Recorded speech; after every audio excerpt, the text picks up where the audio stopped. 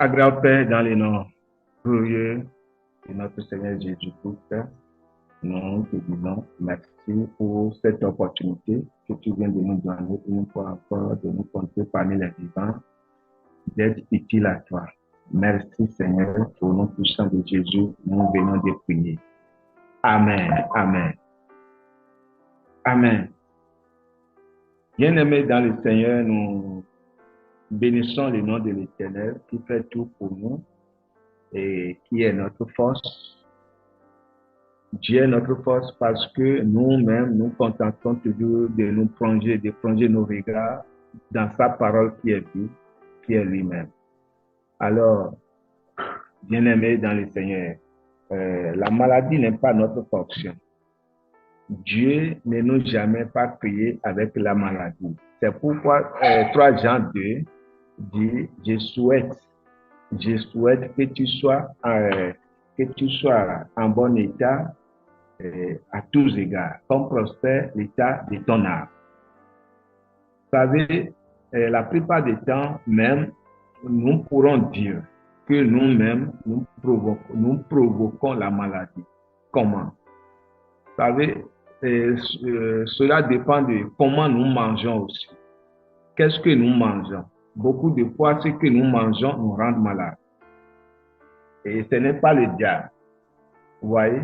Lorsque vous mangez ce qui est de trop gras, trop de sel, trop de l'huile, etc. Et nous ne contrôlons pas ce que nous mangeons.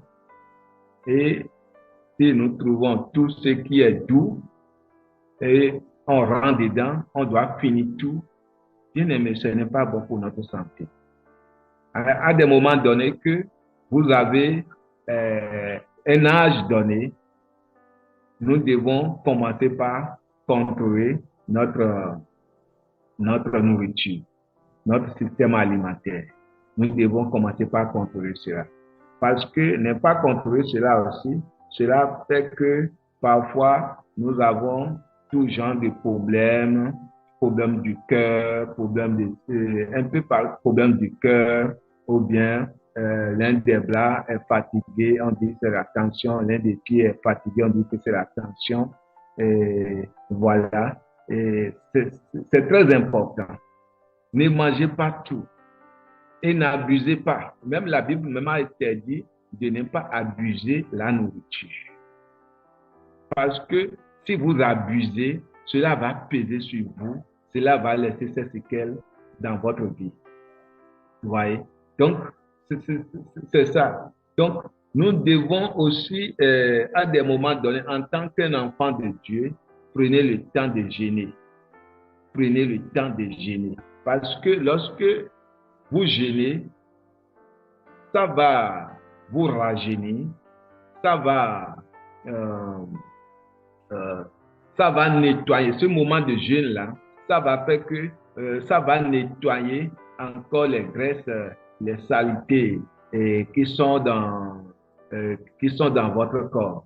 Ça va, ça va nettoyer la saleté physique et aussi la saleté spirituelle. La saleté spirituelle. Nous devons chercher le temps de jeûner.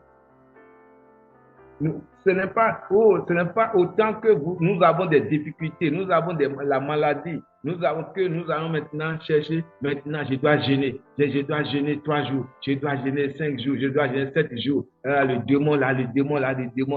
Bien aimé, le démon n'a rien fait. C'est toi qui lui as donné la sœur. Peut-être à travers la nourriture ou à travers tes comportements ou ce que la Bible dit non. Et toi, tu veux vivre ta propre vie, mais ces choses vont laisser les séquelles. Et les séquelles, c'est quoi? C'est la maladie. Ils vont amener la maladie.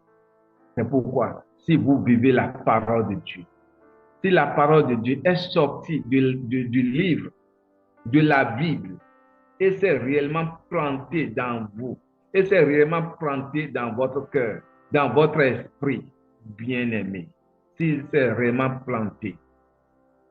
Le Romains chapitre 8, 16 dit, Dieu même témoigne à notre esprit que nous sommes enfants de Dieu.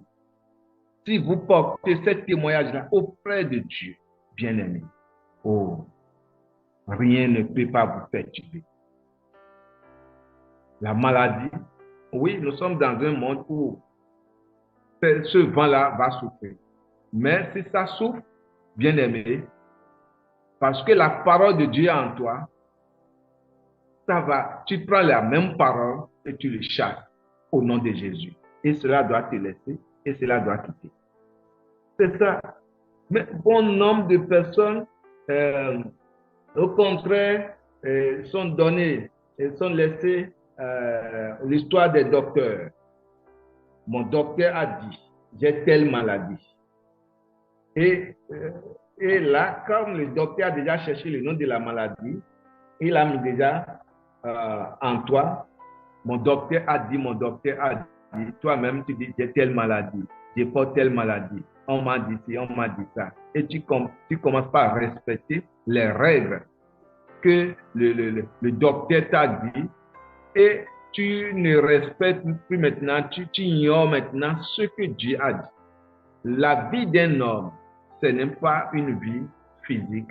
Notre vie doit être une vie spirituelle. Nous devons vivre selon l'esprit et non pas selon la chair.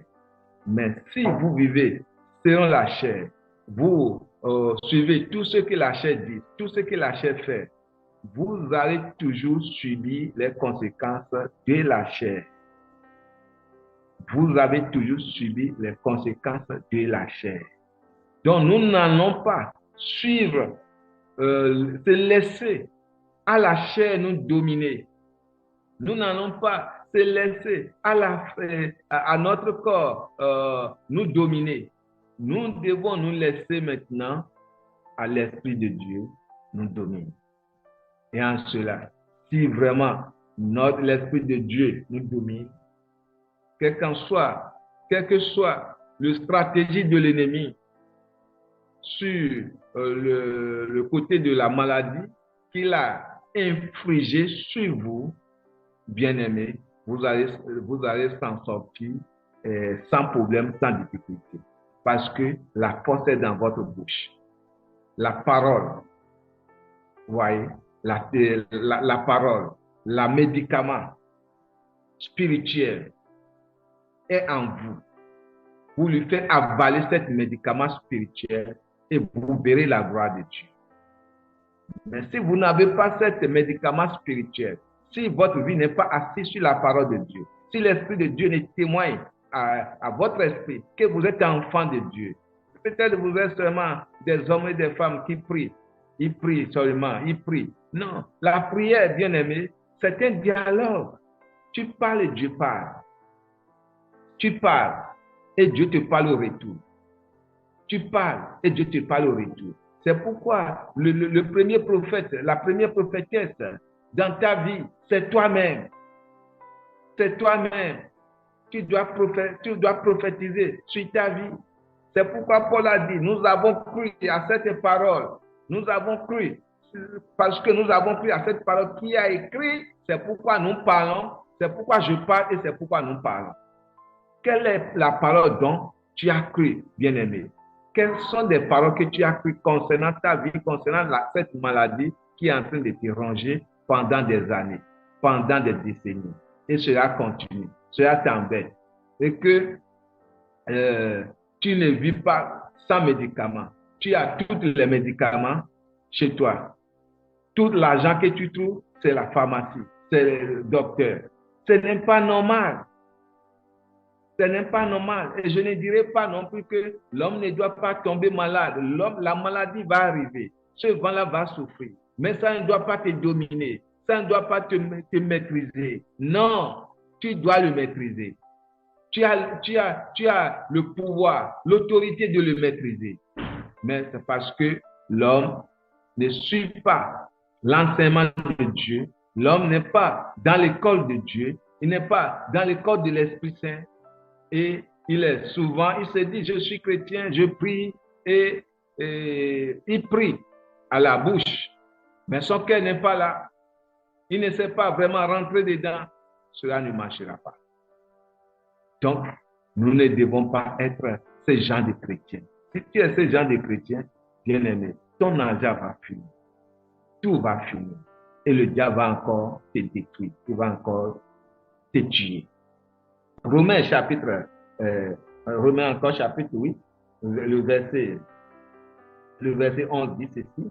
Il dit, si l'esprit de celui qui a ressuscité Jésus-Christ d'entre les morts habite en vous, si l'esprit de celui qui a ressuscité Jésus-Christ d'entre les morts habite en vous, c'est un esprit, l'esprit de vie, qui a ressuscité le corps de Jésus. C'est ce même esprit de vie. Lorsque Lazare est décédé 4 jours, ses amis, ses soeurs, ils ont perdu l'espoir. Ils savent que c'est fini. Ils savent que non, c'est terminé. Mais, bien aimé, mais l'esprit, cet esprit dont Paul parle ici, cet esprit, quand Jésus a parlé, quand Jésus a proclamé, au nom de Jésus, il dit Lazare sort, cet esprit est sorti dans cette parole, et il est rentré dans ce tombeau. Alléluia. Il a donné maintenant la vie à ce corps qui est déjà décomposé. Et la Bible dit que la mort est sortie. La mort, bien le mort est sorti. Si le mort est sorti. Vous voyez? Il dit, si l'esprit de celui qui a ressuscité Jésus-Christ d'entre les morts habite en vous, celui qui a ressuscité Jésus-Christ d'entre les morts rendra aussi la vie à vos corps mortels par son esprit qui habite en vous. Alors, la question, ça dépend de l'heure de chez toi. À ce moment, quel esprit qui t'habite? Est-ce que vraiment c'est l'esprit de Jésus qui habite en toi? Est-ce que tu l'as vraiment reçu? Est-ce que l'esprit de Dieu qui a ressuscité Jésus-Christ d'entre les morts qui est en toi? Donc, si cet esprit est en toi, aucune maladie ne peut pas te faire asseoir, bien-aimé. Continuez de proclamer, continuez d'avoir l'espoir, continuez de proclamer. Crois à ce que tu dis, crois à tes confessions, crois que, oui, par ses maîtres sûr, comme c'était dit dans 1 Pierre 2, 23, 24, il a chargé lui-même nos péchés. Et il a chargé lui-même nos péchés.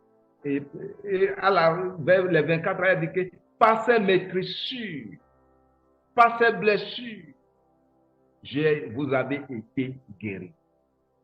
Vous avez été guéris. Vous avez été guéris. La parole de Dieu, c'est la vie. La parole de Dieu, c'est la vie. C'est pourquoi, lorsque l'enseignement est en train de sortir, la prédication est en train de sortir, bien aimé, tu dois dire au Saint-Esprit, enseigne-moi cette parole qui est en train de sortir. Éclaire-moi. Et c'est lui, celle qui va t'éclairer.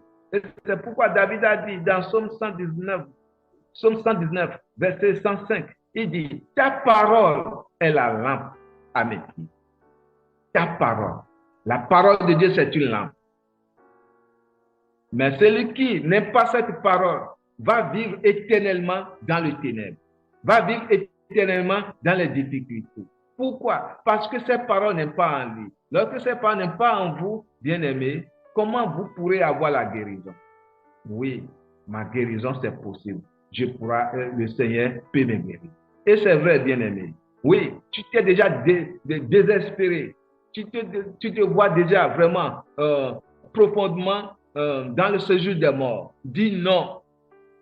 Dis non, je ne mourrai pas. Je vivrai pour raconter les œuvres de l'Éternel. Je vivrai pour raconter les œuvres de l'Éternel. Dis non, bien-aimé. C'est toi celle qui doit dire non. C'est toi, la décision maintenant te revient. C'est à toi de prendre la décision. Si tu ne prends pas la décision, qui va prendre cette décision-là à ta place? Bien-aimé. Et nous avons, pour être en bonne santé, pour nous, nous devons avoir des raisons. Pourquoi je dois continuer pourquoi je vais rester en bonne santé? Nous devons avoir des raisons. Si vous n'avez pas raison d'être toujours en bonne santé, bien aimé, ça serait aussi difficile. La raison d'être en bonne santé, c'est pour glorifier Dieu. La raison d'être en bonne santé, c'est pour faire l'œuvre de Dieu. La raison d'être en bonne santé, c'est pour être un enfant de Dieu parfait. C'est pour faire la volonté de Dieu. La raison d'être en bonne santé, c'est pour amener plusieurs dans le royaume. Vous voyez, la raison d'être en bonne santé, c'est pour vraiment faire l'œuvre de Dieu. Vous voyez, donc, tu as quelle raison? Tu as quelle raison d'être en bonne santé? Tu as quelle raison? Donc, bien-aimé, donc, tu dois avoir la raison. La raison d'être en bonne santé, Jésus a déjà payé le prix pour moi. Il a pris ma maladie à la croix. Il a dit tout est accompli. Il a dit tout est accompli. Il a enlevé. Mets cela dans ton cœur. Mets cela dans ta tête. C'est la délivrance. Et c'est cette parole qui te délivre. C'est cette parole qui te fait la personne qui tu es. C'est ça qui te module de la personne qui tu es. Tu es qui? Est-ce que tu es enfant de Dieu? C'est à toi de répondre cela. Tu es enfant de Dieu. L'Esprit de Dieu témoigne à ton esprit que tu es son fils. Est-ce que l'Esprit qui a ressuscité Jésus-Christ dans les morts habite en toi? Bien-aimé, est-ce que cet esprit habite en toi? C'est à toi de savoir. Et c'est à toi de proclamer cela, de dire cela. Nous avons vu la vie d'un homme dont il est malade. La Bible dit qu'il fut malade à la mort. Lui ne devait pas vivre. Il fut malade à la mort. Mais qu'est-ce qui s'est passé, bien-aimé, dans le Seigneur? La parole de Dieu nous a dit, Dieu même a envoyé un prophète. Maintenant, nous sommes dans Ésaïe, chapitre 38, au verset 1er, au 5e verset. Ésaïe 38, verset 1er au 5e verset. Alors, Dieu a vu que cet homme, c'est fini. Mais l'homme en question n'a pas vu que sa vie est terminée. Et Dieu a envoyé même un messager, un prophète, pour lui dire de préparer sa maison, de mettre l'ordre dans sa maison. Parce que cette maladie, c'est une maladie de la mort qui ne veut pas vivre. Mais bien aimé, quand cette parole est vraiment apportée à cet homme, il voit que non, j'ai encore la raison pourquoi ma vie doit continuer. Je ne suis pas encore prêt. Je ne suis pas encore prêt. Et il a pris la parole de Dieu pour opposer à Dieu. Vous voyez? Et lorsque vous prenez la parole de Dieu et opposer à Dieu, lui-même après, mais ce n'est pas toi qui as dit ça. Voilà, j'ai fait ci, j'ai fait ça, j'ai fait ça. Ce n'est pas ta parole. Quand Dieu voit sa parole, il se soumet à sa parole. La Bible dit même, je crois, dans Ésaïe, dans Éphésiens 1, verset 11, il dit que Dieu prend conseil. Il prend conseil dans sa parole. Dieu même prend conseil dans sa parole. Voyez-vous, il prend conseil dans sa parole. Le frère Alci va vérifier ça, si c'est correct. Éphésiens 1, quand il dit Dieu prend parole dans sa parole. Voyez-vous. Donc, là maintenant, qu'est-ce qui s'est passé? L'homme s'est opposé. Je vais nous lire le verset. En ce temps-là, le verset, après le verset 1er, Ézéchiel fut malade à la mort. Le prophète Isaïe, fils d'Amon, vint auprès de lui et lui dit, ainsi parle l'Éternel, donne tes ordres à ta maison, car tu vas mourir et tu ne vivras plus. Voyez-vous, le sentence est prononcé. Si c'est un jugement, c'est arrivé. Mais cet homme, il a refusé ce jugement. Ce n'est pas les démons qui lui ont envoyé ce message. Ce n'est pas les sorciers qui lui ont envoyé ces messages, voyez-vous. Mais Dieu l'Éternel, le Père, celui qui l'a créé, qui a envoyé ces messages. C'est comme le jugement est fait, il doit partir. Mais il ne sait pas se dire, non, Seigneur, comme c'est toi qui m'as fabriqué, comme c'est toi qui m'as envoyé dans ce monde, et tu vois que c'est ma fin, bon, comme c'est ma fin, je vais partir. Non. Pourquoi non? Parce qu'il a encore des raisons pourquoi il doit vivre. Toi qui es sur le lit d'hôpital, toi qui es sur la chaise roulante, est-ce que tu as encore de raisons pourquoi tu vas marcher? Tu vas marcher pour que les gens disent, il s'est tenu encore debout, il marche, acclamé, c'est ça? Non. Tu dois avoir des raisons. Ton pied là, avant, ça ne fait pas l'œuvre de Dieu. Ça n'évangélise pas. Ça fait que des futilités. Peut-être de garçon en garçon. Ou bien peut-être de femme en femme. Rien que des futilités. Des débauches. Maintenant, le diable t'a fait assis là. Et tu es en train de recevoir la parole de Dieu vivante dans ton cœur. Oh, tu dois prier pour ton âme. Avec l'esprit de repentance. Seigneur, donne-moi encore des chances pour que je vais utiliser mes pieds pour aller évangéliser, témoigner de ce qui m'est arrivé, afin que plusieurs puissent rentrer dans le monde. Oh Seigneur, guéris-moi. Lorsque je vais sortir de cet hôpital, que vraiment, je vais dire, témoigner ce qui m'est arrivé, comment je vivais dans les débauches, dans les ghettos, comment je prends les drogues, comment je fais ci, comment je suis le coureur de jupons, comment je cours vers les sugar daddy, etc. Que je proclame maintenant ton témoignage, bien-aimé. Et c'est ça. Vous savez, Paul, en son temps, persécutait, fait beaucoup de choses, mais le Seigneur l'a frappé et le Seigneur l'a relevé. Et maintenant, il a commencé par dire, j'étais telle personne dans le passé, n'aie pas peur. Maintenant, Dieu, il a changé ma vie. Dieu a mis ceci en moi. Maintenant, je ne suis plus maintenant le Paul d'hier que vous connaissez. Je ne suis plus maintenant une personne d'hier que vous connaissez. Bien-aimé, cela donne gloire à Dieu, cela donne la joie à Dieu et ça fait que votre restauration, votre guérison serait vraiment très rapide. Mais si vous n'avez pas des raisons, si vous ne pointez pas des raisons pourquoi votre vie doit continuer, si vous n'avez pas ces raisons, vous allez mourir tranquillement en paix dans votre maladie, bien sûr, votre l'hôpital. Mais si vous avez découvert, malgré que vous êtes malade à la mort, si vous découvrez, quand l'Esprit Saint vous ouvre les yeux et vous découvrez vraiment pourquoi vous devez vivre encore, pourquoi votre vie doit continuer, vous verrez, Dieu va intervenir, les anges vont intervenir, l'opération va se faire.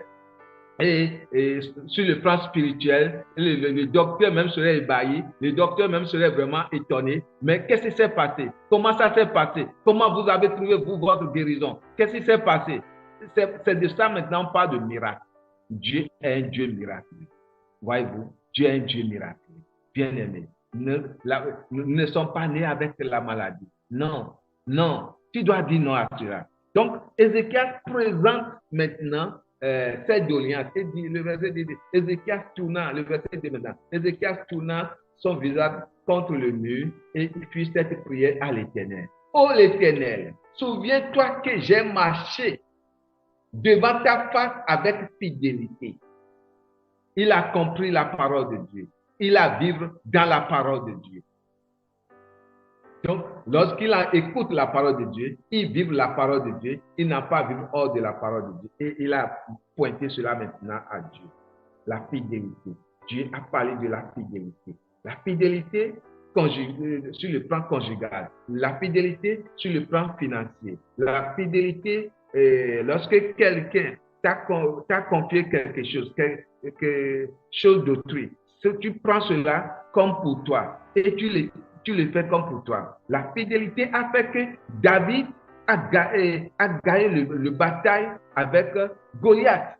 La fidélité, parce que lorsqu'il était dans la bouche là, bien aimé, avec les brebis, beaucoup de choses sont passées, mais il a préféré mourir à cause de ses brebis et Dieu l'a sauvé et la fidélité a fait que il a retrouvé la force et dit ce Goliath-là, cette circoncis, je vais le battre. Je vais le battre.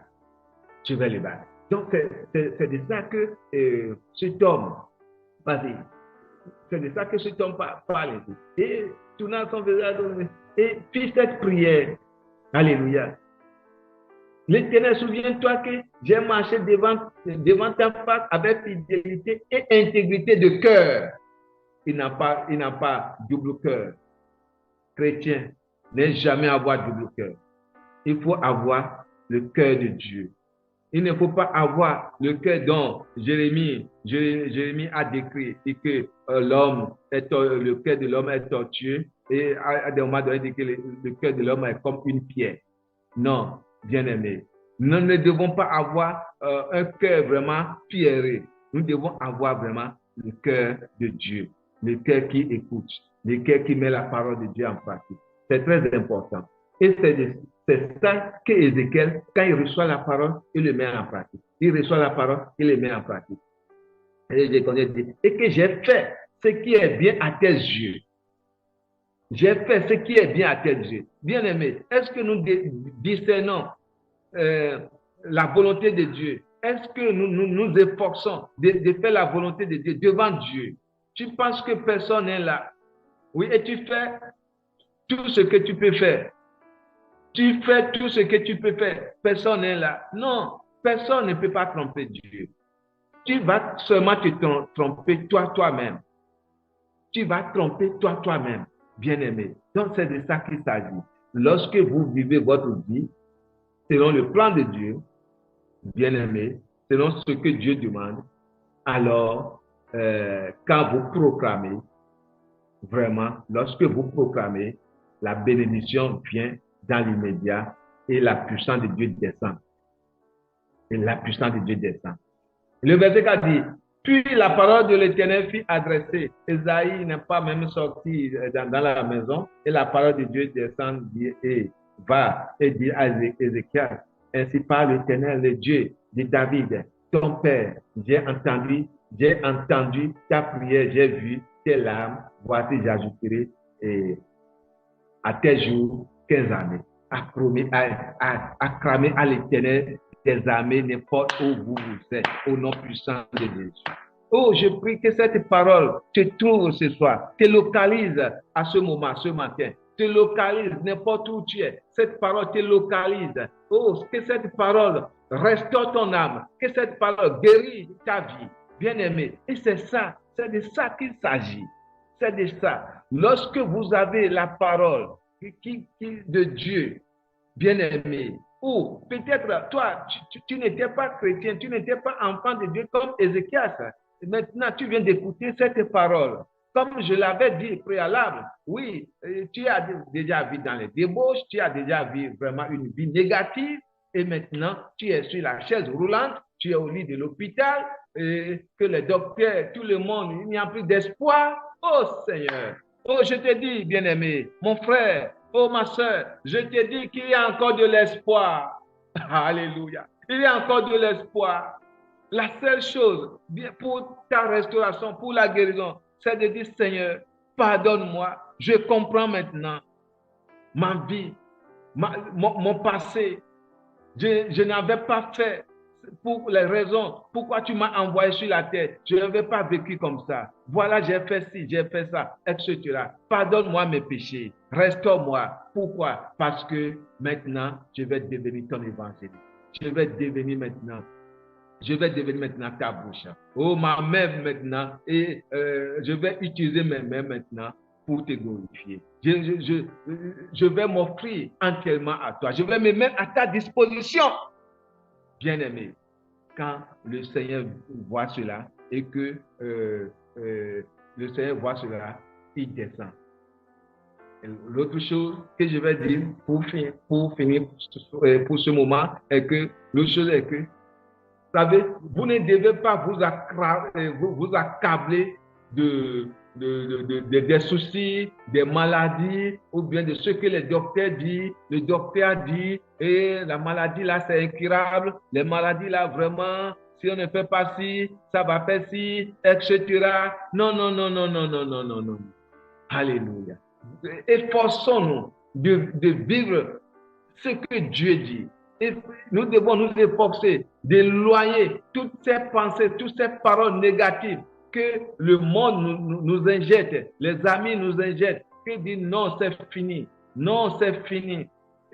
Allez revoir l'acte des apôtres, chapitre 3, le premier verset jusqu'à pour voir l'homme impotent là, l'homme paralysé là, qu'on amène devant l'église à chaque jour pour qu'il commande.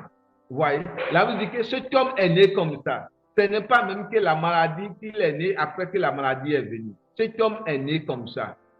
Est-ce qu'il y a quelque chose qui est impossible à ton Dieu de faire? Il est né comme ça. Toi, je vais te poser une question. La maladie que tu trimbales maintenant, tu es né avec cette maladie? Les difficultés que tu trimbales maintenant, au niveau de ton ventre, tu es né avec ça. Au niveau de ton pied, tu es né avec ça. Au niveau de tes bras, tu es né avec ça. Au niveau de ta tête, tu es né avec ça. Le docteur dit, c'est l'opération. Est-ce que tu es né avec ça? Si tu n'es pas né avec ça, là, il y a encore de l'espoir. Si le Dieu d'Israël que nous servons, le Dieu de Jacob, le Dieu de David, d'Abraham que nous servons, si ce Dieu a pu gérer cet homme qui est né paralytique, pendant 38 ans, si ce Dieu peut guérir cet homme au nom de Jésus, je te le déclare à ce moment. Pour toi aussi est possible. Pour toi aussi est possible. Oui, c'est possible. Ta guérison est possible. En Jésus-Christ, ta guérison est possible. Pour toi aussi est possible. Pour toi, a déjà fait 38 ans. Oh, tu vas dire, oui, pasteur, c'est 5 ans. Oui, c'est 5 ans. 5 ans et 38 ans. Regardez. Proclame la parole. Vive la parole. Prends la parole. Prends cet médicament spirituel, journalier, chaque jour, à chaque instant, tu verras la gloire de Dieu. Et je prie pour quelqu'un qui est en train de nous écouter un peu partout dans le monde entier, au nom puissant de Jésus. Ceux-là qui sont sur les lits d'hôpital, qui ont déjà perdu l'espoir. Je prie que l'espoir renaît maintenant dans votre esprit. Que l'espoir renaît maintenant, au nom puissant de Jésus. Que le Saint-Esprit prend cette parole maintenant et que l'espoir renaît en vous au nom puissant de Jésus. Sors de cet hôpital. Je te chasse par la puissance divine de l'Éternel. Sors de cet hôpital. Je proclame maintenant sur ta vie. Lève-toi sur ces chaises roulantes. Au nom puissant de Jésus. Je proclame sur ta vie. Oh, jette le béquille dans le nom puissant de Jésus. Tu n'es pas né avec béquille. Jette-le au nom puissant de Jésus. Que le Dieu de gloire, le Dieu que nous servons, le Dieu qui est en Afrique, qui est en Amérique, le Dieu du monde entier, le Dieu de Jésus-Christ de Nazareth, que ce Dieu te restaure à ce moment, qui te guérit à ce moment, au nom puissant de Jésus. Peu importe la puissance, peu importe les démons qui t'ont maintenu, maintenant, les chaînes sont brisées au nom puissant de Jésus. Je dis les chaînes sont brisées au nom puissant de Jésus. Je dis les chaînes sont brisées au nom puissant de Jésus. Je proclame maintenant le feu maintenant sur tout esprit qui te maintient captive dans le nom puissant de Jésus. Reçois ta guérison et allez témoigner dans le monde entier. Reviens témoigner sur notre plateforme. Au nom puissant de Jésus, je viens de prier. Amen. Et à très bientôt.